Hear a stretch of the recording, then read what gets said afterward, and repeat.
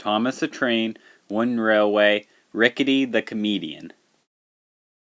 One day, the troublesome trucks were sitting in the yard when Rickety spoke up. "You know what?" said Rickety. "It's about time that I deserve to pull a prank on one of the Sodor engines. Why, it's always you and Fred," he pointed to Scruffy and Fred.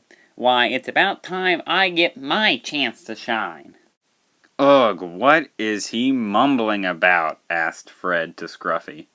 "Ugh, something about leading a train," said Scruffy. "Look, Rickety," he said, "I know you've been here for a while, but let's face it, you're an idiot.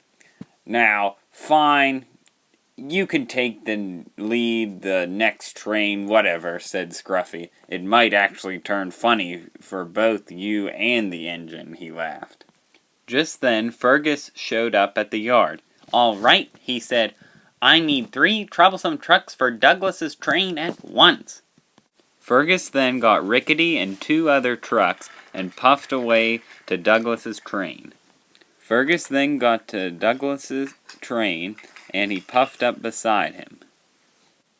"This train should be easy," replied Fergus. "They don't even have Scruffy or Fred in the line. All they have's Rickety." "Oh, thank you, Fergus," said Douglas. "I can handle a couple freight cars, especially when Scruffy and Fred aren't involved." The entire day, Rickety was making bad jokes towards Douglas.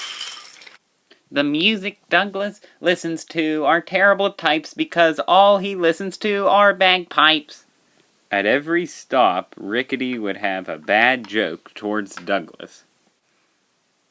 "I'm being hauled by my least favorite Scottish twin. I'd rather be kicked in the shin," sang Rickety.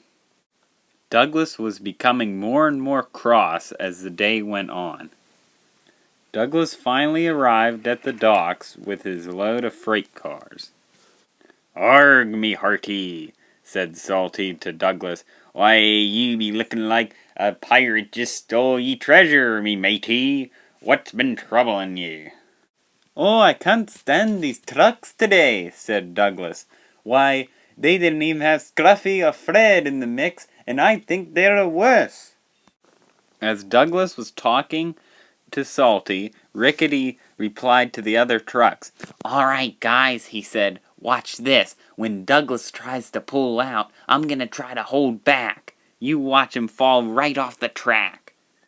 Douglas could see what was going to happen, so when the lighthouse bridge went up, Douglas pulled harder than Rickety, and Douglas went soaring ahead, and Rickety fell right off the bridge into the water.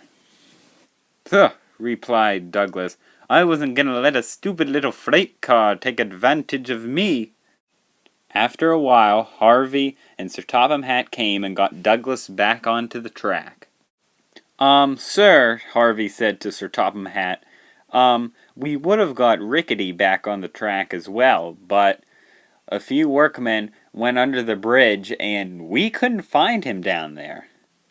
"That's all right, Harvey," said Sir Topham Hatt.